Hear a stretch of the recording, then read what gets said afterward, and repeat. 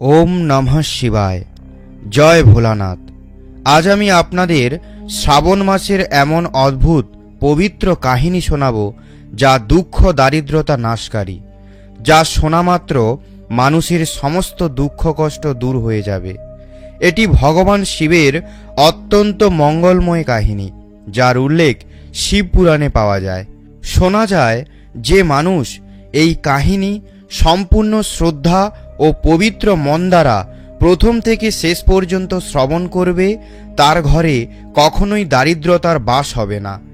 এই কাহিনী এতটাই প্রভাবশালী যে এই কাহিনী শোনা মাত্রই রোগী ব্যক্তি রোগ থেকে মুক্তি পেয়ে যাবে। ভগবান ভোলানাথের কাহিনী শ্রবণ করলে পূর্ণ ফল পাওয়া যায়। তাই আপনারা সমস্ত ভক্তগণ এই কাহিনীটি শুরু থেকে শেষ পর্যন্ত অবশ্যই শ্রবণ করুন। কাহিনীটিকে মাঝপথে ছেড়ে দিয়ে ভগবান শিবের অসম্মান করবেন না, ওনার অপমান করবেন না। কাহিনী শুরু করার আগে আপনি যদি এখনো পর্যন্ত ভিডিওটিতে লাইক না করে থাকেন, তাহলে কৃপা করে ভিডিওটিতে একটি লাইক করে কমেন্ট বক্সে হর হর মহাদেব অবশ্যই লিখুন। তো চলুন কাহিনীটি শ্রবণ করা যাক। এক সময়ের কথা, একটি নগরে একটি পণ্ডিত থাকত। জন্ম থেকেই অত্যন্ত নির্ধন ছিল। সেই পণ্ডিত নিজের স্ত্রী আর সন্তানের সাথে জীবনযাপন করছিল। ওনার পুত্রের নাম সোমেশ্বর ছিল। ওই পণ্ডিত প্রতিদিন প্রাতঃকালে উঠে স্নানাদি করে তুলসী গাছে জল অর্পণ করত আর নগরের সমস্ত বাড়িতে গিয়ে ভোলানাথের কাহিনী শোনাত। কিন্তু পণ্ডিত দ্বারা করা এই সমস্ত কার্য তার স্ত্রীর পছন্দ ছিল না, কারণ তিনি নিজেই অনেক বছর ধরে ভগবান ভোলানাথের পূজার্চনা করত। তিনি শ্রাবণ মাসের প্রতি সোমবারে উপবাস রাখতেন। এত বছরের সাধনা ও ব্রতের বদলে সে শুধু দারিদ্রতার সম্মুখীন হয়েছে। তাই ওই পণ্ডিতের স্ত্রী ভগবান শিবের উপর অত্যন্ত ক্রোধিত ছিলেন, আর সে ভগবান শিবের পুজো পাঠ করা, ব্রত করা সব কিছু ছেড়ে দিল। কিন্তু ওই পণ্ডিত কখনোই ভগবানের নাম নেওয়া ছাড়লেন না। সে কোথাও না কোথাও ভগবান শিবের কাহিনী শুনিয়ে পুজো পাঠ করে যা কিছু ধন প্রাপ্ত করত, তার দ্বারাই নিজের পরিবারের পালন পোষণ করত। একদিন এমন হলো, যখন সেই পণ্ডিতের স্ত্রী নিজের মনে শ্রদ্ধা জাগরণ করে ভোলানাথের পূজার্চনা করতে লাগলো। সে মনে মনে এটি ভাবল, একদিন তো এমন অবশ্যই হবে যখন আমার মনের সমস্ত মনোকামনা পূর্ণ হবে, আমারও দারিদ্রতা শেষ হবে। কিন্তু যখন বছরের পর বছর পুজো করার পরেও সে কোনো ফল পেল না, তখন সে অত্যন্ত দুঃখী হয়ে গেল।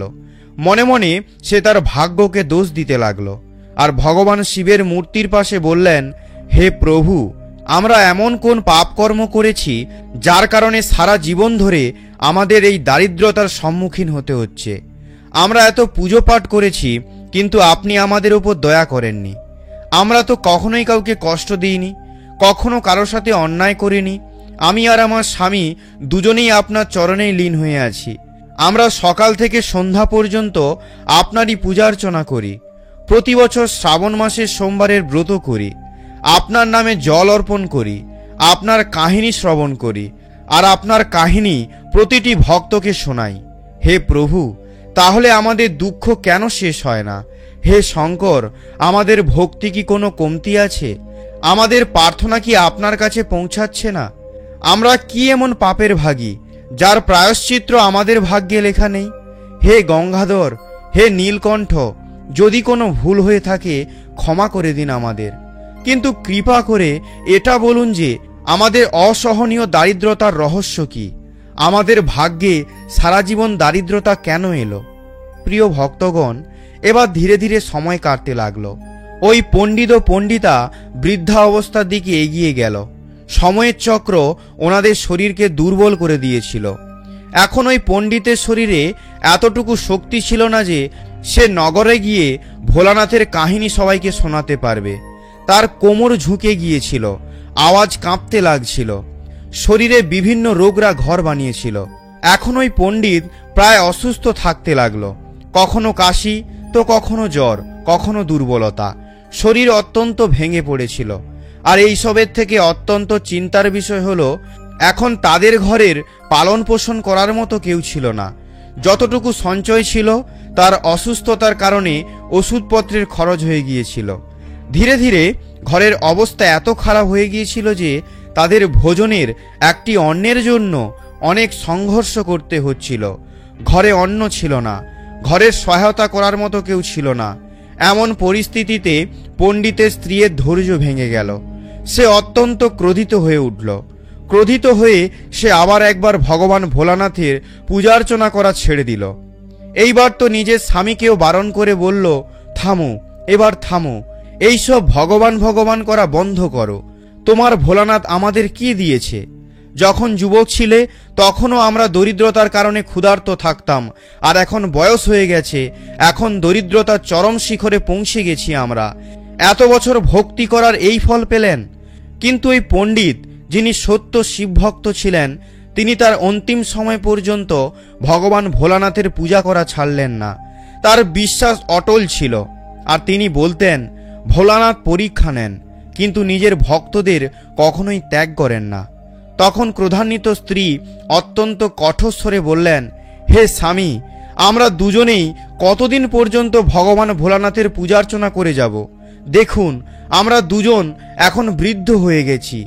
বয়সের এই সময়ে এসেও কোনো ফলই পাইনি, কোনো শান্তি পাইনি। আমি তো জীবনের সমস্ত মুহূর্ত ভগবান শিবের ভক্তিতে সমর্পিত করে দিয়েছিলাম, কিন্তু কি পেলাম? আমরা তো দিন প্রতিদিন আরো বেশি দারিদ্র হয়ে গেলাম। প্রথমে তো মনে হতো সব কিছু ঠিক আছে, কখনো না কখনো ভোজন পেয়েও যেতাম। এখন তো অন্যের একটি দানার জন্য কষ্ট করতে হচ্ছে। ঘরে কোনো অন্ন নেই, ধন নেই, আর এখনো আপনি এই ভ্রমে আছেন যে ভগবান শিব আপনার কথা শুনবে। স্বামী, আমি মূর্খ। একবার আমি ওনার পুজোপাঠ ছেড়ে দিয়ে আবার পুজোপাঠ করা শুরু করেছিলাম।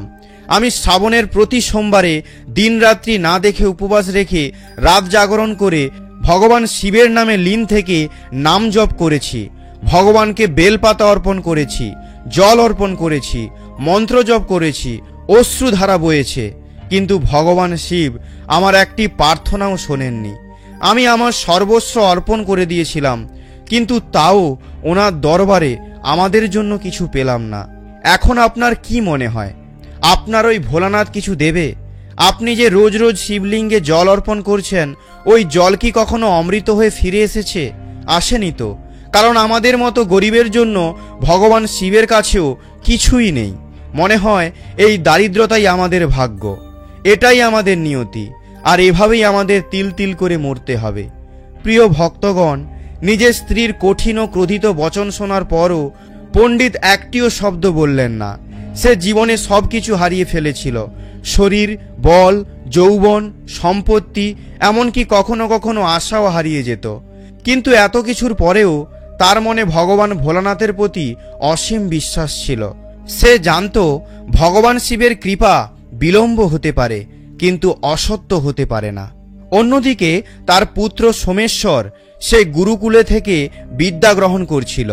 সে কিছু সময়ের মধ্যে নিজের শিক্ষা পূরণ করে নেয়। বিদ্যা প্রাপ্তির পর সে নিজের ঘরে ফিরে আসে। ঘরে এসে যখন সে তার নিজের বৃদ্ধ পিতামাতার অবস্থা আর ওনাদের দুঃখকে দেখে, তখন তার মন ব্যাকুল হয়ে উঠল। নিজের ভবিষ্যৎ সম্বন্ধেও ভাবেনি, নিজের স্বপ্ন সম্বন্ধেও ভাবেনি। সে কেবল একটি সংকল্প নিল, নিজের মাতা পিতার সেবা করা আর ওনাদের সমস্ত কষ্ট নাশ করা। সে সম্পূর্ণ সমর্পণভাবে ঘরের সমস্ত দায়িত্ব নিজের কাঁধে নিয়ে নিল। এখন সে তার পিতার মতোই নগরে গিয়ে প্রত্যেক বাড়িতে বাড়িতে ভগবান ভোলানাথের কাহিনী শোনাত। প্রতিদিন ভগবান শিবের মহিমা গুণগান করত, আর যা দক্ষিণা পেত তা দিয়ে নিজের পরিবারের পালন পোষণ করত। এইভাবেই কয়েক বছর কেটে গেল। এখন সোমেশ্বরের ভক্তি, তার সেবা, তার ত্যাগ ধীরে ধীরে নগরে প্রসিদ্ধ হতে লাগলো। একদিনের কথা, যখন সোমেশ্বর ওই নগরের একটি প্রসিদ্ধ মন্দিরে যায়, যেখানে ভক্তদের ভিড় ছিল, যেখানে প্রতি সোমবার শিবলিঙ্গের গঙ্গাজল ও বেলপত্র অর্পণ করা হতো, যেখানে ভগবান শিবের অর্চনা স্বয়ং দেবগণ করত।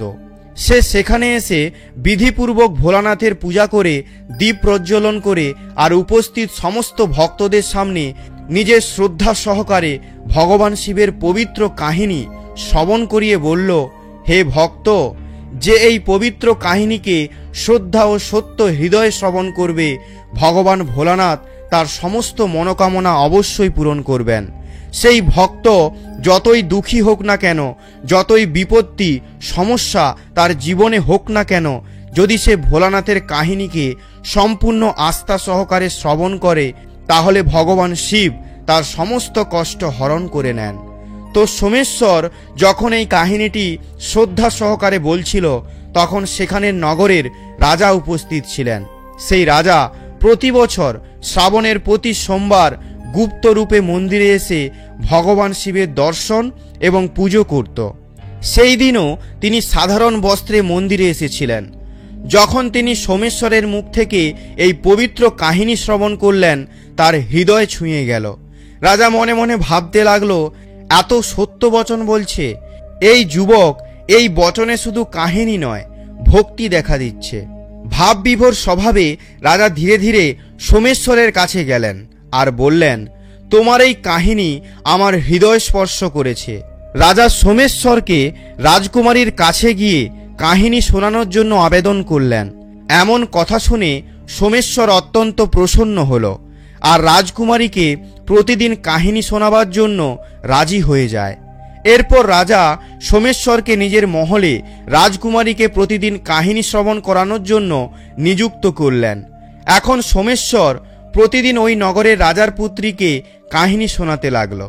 রাজকুমারীকে কাহিনী শ্রবণ করানোর জন্য দক্ষিণারূপে যেইটুকু ধন পাওয়া যেত, সেই ধন দিয়েই সে নিজের পরিবারের পালন পোষণ করতে লাগলো। কিন্তু সোমেশ্বরের মাতার এই কথাটি ভালো লাগলো না। তিনি প্রসন্ন হচ্ছিলেন না, কারণ সে তার পুত্রের আগামী ভবিষ্যতের কথা চিন্তা করছিল। তাই সে প্রতিদিন এই কথাটি নিয়ে অত্যন্ত চিন্তিত থাকত।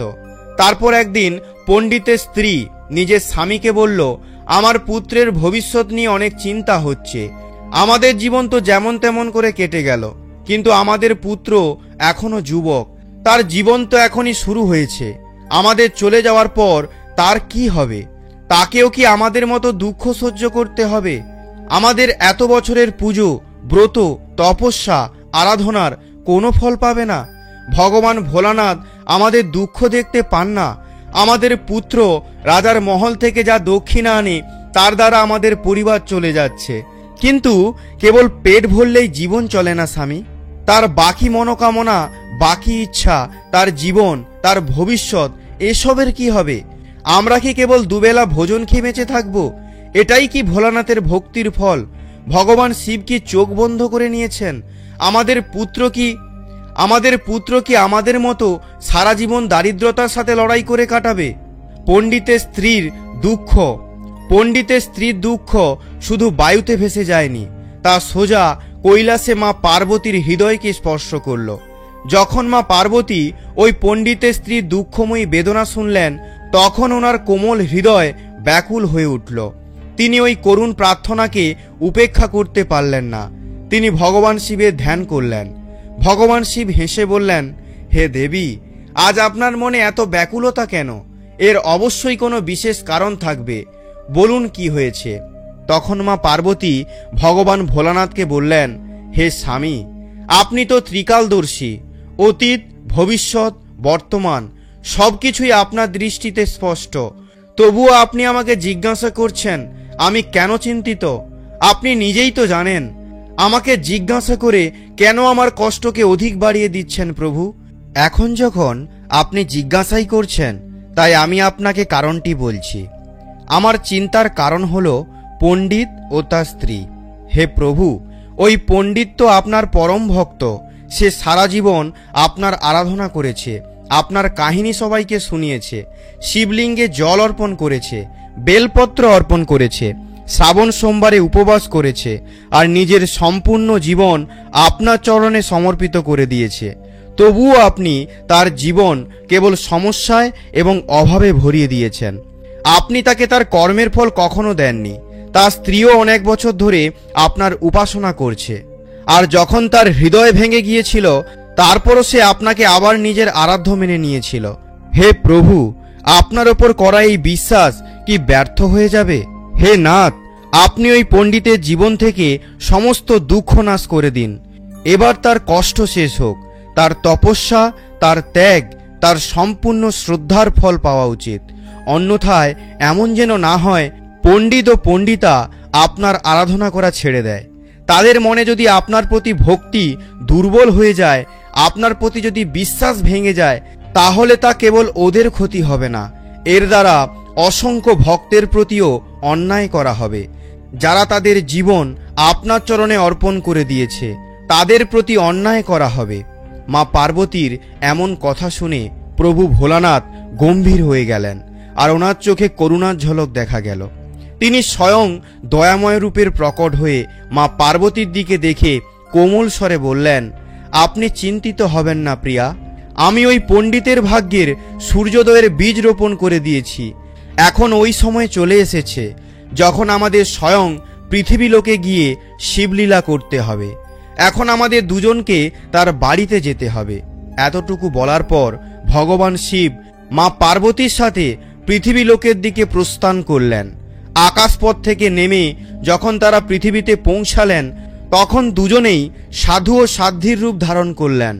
জটাধারী, হাতে কমণ্ডলু, গলায় রুদ্রাক্ষের মালা, ভস্য মাখা রূপে তিনি সোজা পণ্ডিতের বাড়িতে চলে গেলেন আর বললেন, আলখ নিরঞ্জন, আলখ নিরঞ্জন। ঘরে কেউ আছে?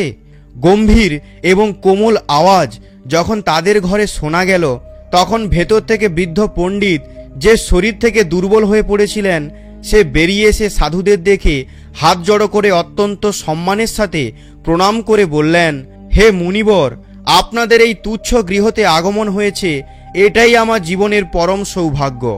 কৃপা করে বলুন আমি কিভাবে আপনাদের সেবা করতে পারি। বৃদ্ধ পণ্ডিত দুটি হাত জড়ো করে সাধু রূপধারী ভগবান ভোলানাথের চরণে প্রণাম করল। তখন সাধুরূপী ভগবান শিব গম্ভীর স্বরে বললেন, আজকে রাত্রিতে আমরা আপনার বাড়িতে বিশ্রাম করতে চাই। আপনাদের ঘরে এক রাত্রির জন্য আশ্রয় পেতে পারি? যখন ভগবান ভোলানাথ এমন কথা বললেন, তখন পণ্ডিত কিছু মুহূর্তের জন্য মৌন হয়ে গেল। সে ভাবল, আমি তাদের সেবা কিভাবে করব, কিভাবে ভোজন বানাবো? ঘরে তো কিছুই বেঁচে নেই। যেমন তেমন করে আমার পুত্র যা ধন নিয়ে আসে, তা দিয়ে আমাদের তিনজনেরই একবেলার ভোজন হয়। সেই সামান্য ধন দিয়ে অন্য কারোর পেট চালানো যায় না, অতিথি সেবা করাও যায় না। এতটুকু ভাবার পর সে গভীর নিঃশ্বাস নিল আর নম্র স্বরে সাধুদের বলল, হে মুনিবর, আমার পুত্র নগরের রাজার পুত্রীকে ভগবান ভোলানাথের কাহিনী শোনায়, আর দক্ষিণায় যা পায় তা দিয়ে আমাদের তিনজনেরই, অর্থাৎ আমি, আমার স্ত্রী ও আমার পুত্রের একবেলাই ভোজন হয়ে যায়। আমি সম্পূর্ণ হৃদয় দ্বারাই আপনাদের সেবা করতে চাই, কিন্তু আমি শুধু একটি সময়ের জন্যই ভোজনের আয়োজন করতে পারবো। পণ্ডিতের বিনম্রতা, তার চোখের করুণতা দেখে সাধুরূপী ভোলানাথ হাসলেন। তিনি কমণ্ডলু থেকে একটি বিশেষ পাত্র বার করলেন, সেটা পণ্ডিতের দিকে এগিয়ে বললেন, হে পুত্র, আজ থেকে তুমি তোমার স্ত্রীকে বলে দেবে সে যেন এই পবিত্র পাত্রের মধ্যেই ভোজন রন্ধন করে। এর সাহায্যে আমাদের সবার জন্য দুবেলার ভোজন সহজেই তৈরি হয়ে যাবে, আর আজ থেকে তোমার আর অন্নের অভাব থাকবে না। যখন ওই দিব্য পাত্রে ভোজন তৈরি হতে লাগলো, তখন সত্যিকারের সেটাই হলো যার কল্পনা কেউ করেনি। প্রত্যেকবার যখন পাত্রে অন্ন ঢালা হলো, সেই অন্ন রন্ধন হওয়ার পর তা কেবল সুস্বাদু ছিল তাই নয়, তা সবার জন্য পর্যাপ্ত ছিল। সকাল রাত্রি দুবেলার জন্যই সবার পেট ভরে যেত। এই দৃশ্য দেখে পণ্ডিত ও তার স্ত্রী আর তার পুত্র সোমেশ্বর তিনজনই আশ্চর্য হয়ে গেল। তারা কেবল আশ্চর্য হলো তাই নয়, তারা মন থেকে ভয়ভীত হয়ে গেল। কে এই সাধু? এটা কোনো সাধারণ সামান্য লীলা নয় তো, এটা তো দিব্য লীলা। এই সাধু কোনো দেবতা নয় তো? সোমেশ্বর প্রতিদিনের মতো সকালে উঠে রাজকুমারীকে কাহিনী শোনাতে যেতে লাগলো। তখনই সাধুরূপী ভগবান ভোলানাথ তাকে পথেই আটকে দিলেন আর প্রেমপূর্বক জিজ্ঞাসা করলেন, তুমি কোথায় যাচ্ছ? সোমেশ্বর হাত জড়ো করে উত্তর দিল, হে মুনিবর, আমি আমাদের নগরের রাজার পুত্রীকে ভগবান ভোলানাথের পবিত্র কাহিনী শোনাতে যাচ্ছি, যেমনটি প্রতিদিন যাই। সাধুরূপী ভোলানাথ হালকা হেসে বললেন, হে পুত্রী, আজকে তুমি যখন রাজকুমারীকে কাহিনী শোনাবে, তখন একবার জিজ্ঞাসা করবে সে প্রতিদিন ভগবান ভোলানাথের কাহিনী কোন মনোকামনা চেয়ে শ্রবণ করছে, কোন অনুভূতির জন্য সে কাহিনী শুনতে আগ্রহী হচ্ছে। সোমেশ্বর শ্রদ্ধায় মাথা নত করল। তারপর সে রাজমহলের দিকে এগিয়ে গেল। সেখানে পৌঁছে ভগবান ভোলানাথের পবিত্র কাহিনী রাজকুমারীকে শোনালো। কাহিনী সমাপনের পর মুনিবরের কথা মতো সে রাজকুমারীকে জিজ্ঞাসা করল, হে রাজকুমারী, আপনি প্রতিদিন ভগবান ভোলানাথের কাহিনী অত্যন্ত ভক্তি ও শ্রদ্ধা সহকারে মনোযোগ দিয়ে শোনেন। কোন মনোকামনার জন্য আপনি নিয়মপূর্বক ভোলানাথের কাহিনী শ্রবণ করছেন?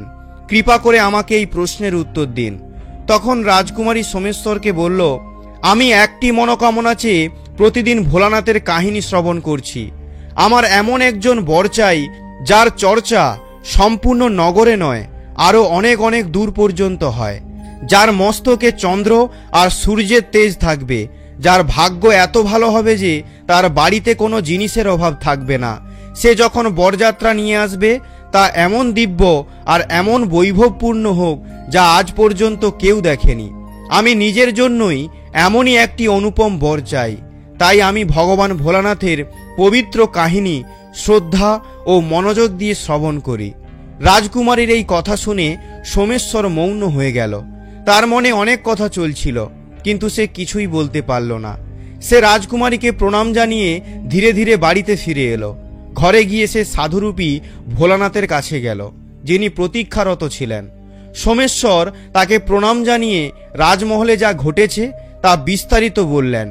সবকিছু শোনার পর ভগবান ভোলানাথ সোমেশ্বরের দিকে তাকিয়ে বললেন, হে পুত্র, ঠিক আছে, পরের দিন যখন তুমি রাজকুমারীকে কাহিনী শ্রবণ করাতে যাবে তখন বলে দেবে তোমার যেমন বর দরকার আমি তেমন বর, আর কোনো কথা না বলে ওখান থেকে তাড়াতাড়ি চলে আসবে। এসব বলার পর ভগবান ভোলানাথ মৌন হয়ে গেলেন। এইসব শুনে সোমেশ্বর অবাক হয়ে গেল আর নিম্নকণ্ঠে সাধুরূপী ভোলানাথকে বলল, হে মুনিবর, আমি একজন দারিদ্র ব্রাহ্মণ পুত্র, আর সে এই নগরের রাজার পুত্রী। আমাদের মধ্যে তুলনাও করা যায় না। আমার সংসার তো তার দেওয়া দক্ষিণাতেই চলে। আমার মাতা পিতা ওই ধন দ্বারাই আশ্রিত। এই সংবাদ যদি রাজা জানতে পারেন যে আমি তার পুত্রীকে বিবাহ করার ইচ্ছা রাখি, তাহলে রাজা আমি সহ আমার পুরো পরিবারকে মৃত্যুদণ্ড দিয়ে দেবেন। আমি আপনার কাছে ক্ষমা চাইছি। আমি এমন কাজ করতে পারবো না। আমার মধ্যে এত সাহস নেই। সোমেশ্বরের কথা শুনে সাধুরূপী ভগবান ভোলানাথ কিছুক্ষণ শান্ত থাকলেন। তারপর উনি মাথা উঠিয়ে কোমল স্বরে বললেন, তুমি যদি আমার কথা না মানো তাহলে বুঝে নেবে তুমি তোমার সৌভাগ্যকে ফিরিয়ে দিচ্ছ। যখন কোনো ভক্ত নিজের সৌভাগ্য থেকেই মুখ ফিরিয়ে নেয় তখন তার জীবন দুঃখ, দারিদ্রতা আর প্রায়শ্চিত্ততেই ভরে যায়। তখন কারোর কৃপাও তার কাজে লাগে না, কেবল শূন্যতা রয়ে যাবে। এইসব কথা শুনে সোমেশ্বরের মন বিচলিত হয়ে গেল। সে ভাবল, আমি যদি সাধুর কথা না মানি তো উনি আমাকে অভিশাপ দিয়ে দিতে পারেন, আমি ভস্ম হয়ে যেতে পারি। অন্যদিকে আমি যদি রাজকুমারীর কাছে গিয়ে ওইসব কথা বলি তাহলে আমার মৃত্যুদণ্ড হবে। এভাবেই বা অন্যভাবে দুভাবে আমার মৃত্যু নির্ধারিত। চলো রাজকুমারীর কাছে যাওয়া যাক। এই সিদ্ধান্ত নেওয়ার পর সে পরের দিন রাজকুমারীকে ভোলানাথের কাহিনী শোনানোর জন্য মহলের দিকে এগিয়ে গেল। রাজমহলে পৌঁছে সে রাজকুমারীকে ভগবান ভোলানাথের কাহিনী শ্রবণ করাতে লাগল। এরপর সে রাজকুমারীকে জিজ্ঞাসা করল, আপনি আপনার জন্য কোন মনোকামনা পূর্তির জন্য ভগবান ভোলানাথের কাহিনী শ্রবণ করছেন? রাজকুমারী আবার একই উত্তর দিল যা আগের দিন বলেছিল। এরপর সোমেশ্বর রাজকুমারীকে বলল, হে রাজকুমারী, তুমি যেমন বর চাও তেমন বর আমি। এতটুকু বলার পর সোমেশ্বর রাজমহল থেকে পালিয়ে এলো আর বাড়ি ফিরে এলো। কিন্তু সোমেশ্বরের এমন কথা শুনে রাজকুমারী রেগে গেল। সে তার দাসীকে ডেকে সবকিছু বলে দিল আর বলল, এই সব কথা আমার পিতাকে বলে দাও। রাজা এই খবর পেয়ে সোমেশ্বরের ওপর ক্রোধিত হয়ে গেল। রাজা বললেন, ওই পণ্ডিতের ছেলের এমন ব্যবহারের জন্য অবশ্যই শাস্তি হবে। রাজা নিজের মন্ত্রীদের ডেকে এনে পরামর্শ করল। তখন রাজমন্ত্রী রাজাকে বলল, হে রাজন, সে যে অপরাধ করেছে তা ফাঁসির যোগ্য, কিন্তু একটা কথা মাথায় রাখতে হবে, সে একজন পণ্ডিত। আপনি যদি তাকে ফাঁসির শাস্তি দেন তাহলে আপনার ওপর ব্রাহ্মণ হত্যার মহাপাপ লাগবে, আর সেই পাপ কোনো যজ্ঞ কোনো দান দ্বারাও নষ্ট হবে না। তাই আপনার কাছে আমার বিনীত যে তাকে এমন কোনো দণ্ড দিন যাতে আপনার পাপ না হয়, এমন কোনো উপায় বার করুন যাতে তাকে শাস্তি দেওয়া হয় আর আপনার মর্যাদাও ঠিক থাকে। প্রিয় ভক্তগণ, মন্ত্রীর কথা শুনে রাজা গভীর চিন্তায় পড়ে গেল। তারপর ভাবনা চিন্তার পর নিজের কিছু সৈন্যদের দরবারে ডাকল। তাদের আদেশ দিল, তোমরা ওই পণ্ডিতের বাড়ি যাও, তাকে গিয়ে বলো রাজা তার কন্যার সাথে তার বিবাহ দিতে রাজি, কিন্তু রাজার কিছু শর্ত আছে। তুমি যদি সেই শর্তগুলো পূরণ করতে না পারো তাহলে তোমার সম্পূর্ণ পরিবারকে মৃত্যুদণ্ড দেওয়া হবে। রাজার প্রথম শর্ত ছিল বিয়ের বরযাত্রীতে লোকজন ভর্তি থাকতে হবে। রাজার মহলের কোনো বরযাত্রীর ঘর যেন ফাঁকা না থাকে। দ্বিতীয় শর্ত হল বরযাত্রীর আতিথেয়তার জন্য যে ভোজন তৈরি করা হবে তা কম যেন না হয় আর বেশিও যেন না হয়, অর্থাৎ কেউ যেন ক্ষুধার্ত না থাকে আর খাবারের জন্য অপচয় না হয়। রাজার তৃতীয় শর্ত হল এমন অদ্ভুত অনুপম বৈভব বরযাত্রী হতে হবে যার প্রশংসা নগরের সমস্ত ব্যক্তিদের মুখে শোনা যাবে। যদি বরযাত্রী রাজমহলে পৌঁছানোর আগে কোনো শর্ত অসম্পূর্ণ থাকে তাহলে বরযাত্রীতে উপস্থিত সমস্ত ব্যক্তিদেরও মৃত্যুদণ্ড দেওয়া হবে। রাজার এই আদেশ পেয়ে সৈনিকরা শীঘ্রই সোমেশ্বরের ঘরের দিকে চলে গেল। অন্যদিকে সোমেশ্বর ঘরে গিয়ে সাধুরূপী ভোলানাথকে সমস্ত কথা বলে দিল। সেই সময় রাজার সৈনিক ওখানে উপস্থিত হলো আর জোরে জোরে দরজায় ধাক্কা দিতে লাগলো। আওয়াজ শুনে সোমেশ্বরের পিতা বাইরে এসে দরজা খুলল। দরজা খুলতেই সৈন্যরা কঠিন স্বরে বলল, তোমার পুত্র কি রাজকুমারীর সাথে বিবাহ করতে চায়? তাহলে রাজা তার পুত্রীর বিবাহ তোমার পুত্রের সাথে দিতে অনুমতি দিয়েছেন, কিন্তু রাজার কিছু শর্ত আছে যা পূর্ণ করতেই হবে, না হলে তোমার সমস্ত পরিবারকে মৃত্যুদণ্ড দেওয়া হবে।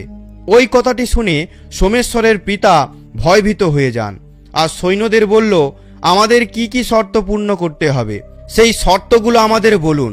রাজার সৈন্যরা বলল, হে পণ্ডিত, রাজার প্রথম শর্ত হল বরযাত্রী যেন অনেক থাকে, রাজার মহল যেন বরযাত্রীতে ভরে যায়। দ্বিতীয় শর্ত হল বরযাত্রীদের জন্য তৈরি ভোজন যেন নষ্ট না হয় আর কম যেন না পড়ে।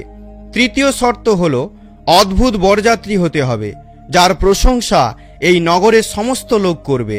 আর রাজমহল পর্যন্ত বরযাত্রী পৌঁছানোর আগে এই তিনটি শর্ত পূরণ করতে হবে। যদি কোনো শর্ত অসম্পূর্ণ থেকে যায় তাহলে বরযাত্রীতে উপস্থিত সমস্ত ব্যক্তিদের মৃত্যুদণ্ড দেওয়া হবে। রাজার সৈন্যদের এমন কঠোর বাক্য শুনে সোমেশ্বর আর তার পিতা ভয়ভীত হয়ে যায়, এমনকি তাদের হাত পা কাঁপতে লাগলো। তখন সাধুরূপী ভোলানাথ শান্ত হয়ে পণ্ডিতদের বললেন, তোমরা ভয় পেও না, তোমরা উত্তর দিয়ে সৈনিকদের বিদায় দাও, তাদের বলো যে তারা যেন বিবাহের আয়োজন শুরু করে, আমরা বিয়ের দিন বরযাত্রী নিয়ে পৌঁছে যাব। তারপর সোমেশ্বরের পিতা সাধুর কথা মেনে এমনই উত্তর সৈন্যদের দিল, তাদের কথা দিয়ে দিল। সৈনিকরা মহলে ফিরে এলো। সেখানে গিয়ে তারা রাজাকে সমস্ত কথা বলল। সোমেশ্বরের বাড়ি থেকে এমন ইতিবাচক কথা শুনে রাজা অবাক হয়ে গেল।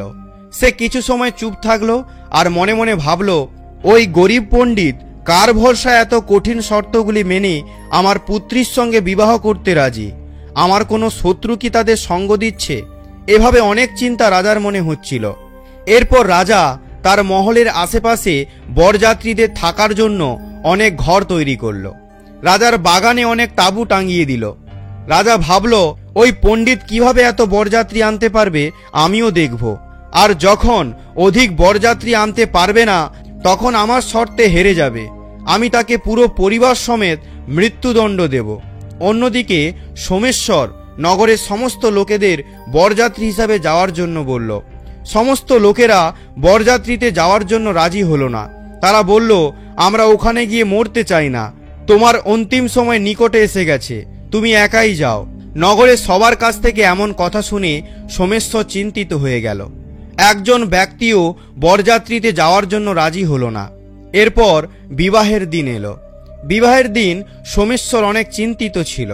এবার যখন সাধুরূপী ভোলানাথ সোমেশ্বরকে চিন্তিত থাকতে দেখল, তখন সোমেশ্বরের বরযাত্রী হিসাবে যাওয়ার জন্য ভোলানাথ সমস্ত দেবতাদের, গন্ধর্বদের, ভূতপ্রেতদের সোমেশ্বরের বরযাত্রীতে যাওয়ার জন্য আমন্ত্রিত করল। এর ফলে সবাই নাচতে গাইতে বরযাত্রী মহলের দিকে যেতে লাগলো। বরযাত্রী যখন মহলে পৌঁছালো, তখন রাজার তৈরি বরযাত্রীদের থাকার সমস্ত ঘর ভরে গেল। এমনকি বরযাত্রীদের থাকার জন্য যে তাঁবু তৈরি করা হয়েছিল তাও ভর্তি হয়ে গেল। অর্ধেক বরযাত্রীদের তাঁবুর বাইরেই থাকতে হলো। এরপর রাজার কাছে খবর গেল যে বরযাত্রীদের থাকার জন্য ঘর আর তাঁবু কম পড়ে গেছে, আরও ঘরের প্রয়োজন। তখন রাজা মনে মনে ভাবতে লাগলো, আমি তো শুনেছিলাম কেউ তার বরযাত্রীতে আসার জন্য রাজি ছিল না, এখন কোথা থেকে এত বরযাত্রী উপস্থিত হয়েছে, আমার একবার সেখানে গিয়ে দেখা উচিত। এসব ভেবে রাজা সেখানে গেল। যখন ভগবান ভোলানাথ রাজাকে দেখতে পেল, তখন তিনি দেবতা শুক্র এবং শনিকে একটি বালকের রূপ ধারণ করিয়ে তাদের মধ্যে বিবাদ করতে বলল। রাজা যখন দুটি বালককে বিবাদ করতে দেখল, তখন কাছে গিয়ে সাধুরূপী ভোলানাথকে জিজ্ঞাসা করল, হে মহাত্মা, এই দুটি বালক এত বিবাদ করছে কেন? ভোলানাথ বললেন, এই দুটি বালক অত্যন্ত ক্ষুধার্ত, তাই তারা এত বিবাদ করছে। তখন রাজা ওই দুটি বালককে ভোজন করানো স্থানে পাঠিয়ে দিল। তার কিছুক্ষণ পরে সৈন্যরা রাজার কাছে এসে বলল, ওই দুটি বালক তো সমস্ত ভোজন শেষ করে দিয়েছে, তবুও তারা জোরে জোরে চিৎকার করছে, তারা বলছে তাদের খিদে পেয়েছে। সৈন্যদের এমন কথা শুনে রাজা চিন্তিত হয়ে গেল, কারণ এখন তার সমস্ত অহংকার চূর্ণ হয়ে গিয়েছিল। রাজা তখন সাধুরূপী ভোলানাথের চরণে গিয়ে নিজের দুটি হাত জড়ো করে বসে পড়লেন আর ওনাকে বললেন, হে সাধু, আমার সম্মান এখন আপনার হাতে। তখন ভগবান ভোলানাথ রাজাকে বললেন, আপনি মহলে গিয়ে সম্পূর্ণ নগরকে সাজিয়ে দিন। রাজা সাধুর কথা মতো সম্পূর্ণ নগরকে সুন্দরভাবে সাজিয়ে দিল। অন্যদিকে সোমেশ্বরও বিবাহের পোশাকে রাজকুমারের থেকে কম লাগছিল না। সোমেশ্বরের মুকুটকে চাঁদ ও সূর্যের সমান প্রকাশ দিয়ে সাজানো হলো। আর ঢোকার সময় সোমেশ্বর একটি সুন্দর রথে বসে মহলে প্রবেশ করল। রথের সামনেও অনেক বরযাত্রী নাচ গান করছিল। বরযাত্রীরা হাতে সোনার মুদ্রা নিয়ে একে অপরের দিকে আনন্দ সহকারে ছুঁড়ছিল। এমন অদ্ভুত সুন্দর বরযাত্রী দেখে ওই নগরের লোকেরা বলতে লাগলো, এই পণ্ডিতের ভাগ্য তো দেখো, তার মস্তকে চাঁদ ও সূর্যের প্রকাশ, তার চারিদিকে ধনলক্ষ্মী মুদ্রা ছোড়া হচ্ছে, মনে হচ্ছে যেন কোনো রাজার বরযাত্রী যাচ্ছে। আর এমন বরযাত্রী আমাদের জীবনে কখনোই দেখিনি, আর মনে হয় না ভবিষ্যতে কখনো দেখতে পাবো। পণ্ডিত তো ভাগ্যে বড় ধনী। প্রজার এমন কথা শুনে মা পার্বতী ভোলানাথকে বললেন, হে প্রভু, এটা তো সত্য, আপনার কৃপা যে মানুষের ওপর হয় তার অন্নধনের ভাণ্ডার ভর্তি হয়ে যায়। তখন ভগবান ভোলানাথ মা পার্বতীকে বললেন, যে ভক্ত ভক্তি ও শ্রদ্ধা সহকারে আমার ভক্তি ও পূজা করবে, আমি তার ভক্তিকে কখনোই ব্যর্থ যেতে দেব না। সে তার কর্মের ফল অবশ্যই পাবে। যতক্ষণ না তার পূর্বজন্মের পাপ কর্মের ফল নষ্ট হচ্ছে, ততক্ষণ তাদের কষ্ট সহ্য করতেই হবে। কিন্তু যখনই তাদের পুণ্যকর্ম জাগ্রত হয়ে যাবে, তখনই তাদের ভাগ্যের দরজা খুলে যাবে। আর সেই পুণ্য ফলের উদয়ে সোমেশ্বর আর রাজকন্যার বিবাহ বিধিপূর্বক সম্পূর্ণ হয়ে গেল। বিবাহের পর রাজকুমারীকে পালকিতে বসিয়ে সোমেশ্বর তাকে নিজের বাড়িতে নিয়ে এলো। যে শ্রদ্ধা সহকারে শ্রাবণ মাসে ভগবান ভোলানাথের পবিত্র কাহিনী শ্রবণ করবে, রাজকুমারীর মতোই শ্রদ্ধালু, গুণী, যোগ্য বর পাবে। কারণ রাজকুমারী প্রতিদিন ভগবান শিবের কাহিনী শুনেছিল, তাই তার কামনা অনুসারে সে শ্রেষ্ঠ বর পেয়েছে। ভগবান শিব এবং মা পার্বতীর কৃপায় এখন সোমেশ্বর অত্যন্ত ধনবান হয়ে গিয়েছিল। তার ঘরে কোনো বস্তুর অভাব রইল না। এরপর সোমেশ্বরের মাতাও আবার সম্পূর্ণ শ্রদ্ধা সহকারে ভোলানাথের পূজা করা আরম্ভ করল। তো এইভাবেই আজকের এই শ্রাবণ মাসের পবিত্র কাহিনী শেষ হলো। ওম ত্র্যম্বকম যজামহে সুগন্ধিম পুষ্টিবর্ধনম উর্বারুকমিব বন্ধনান মৃত্যুর্মুক্ষীয় মাহামৃতাৎ। কর্পূর গৌরম করুণাবতারম সংসার সারম ভুজগেন্দ্রহারম সদা বসন্তম হৃদয়ারবিন্দে ভবম ভবানী সহিতম নমামি। আপনি যদি এই চ্যানেলে প্রথম এসে থাকেন তাহলে চ্যানেলটি অবশ্যই সাবস্ক্রাইব করে দিন। আর ভিডিওটি ভালো লেগে থাকলে লাইক করে বন্ধুদের ও পরিবারের সাথে ভিডিওটি শেয়ার করে দিন। আর হ্যাঁ, কমেন্টে হর হর মহাদেব লিখতে ভুলবেন না। কথা হবে পরবর্তী ভিডিওতে। আপনারা সবাই ভালো থাকবেন, সুস্থ থাকবেন। ধন্যবাদ। ওম নমঃ শিবায়। জয় শিব শম্ভু। হর হর মহাদেব। জয় মা পার্বতী। জয় ভোলানাথ। জয় নন্দী মহারাজের জয়।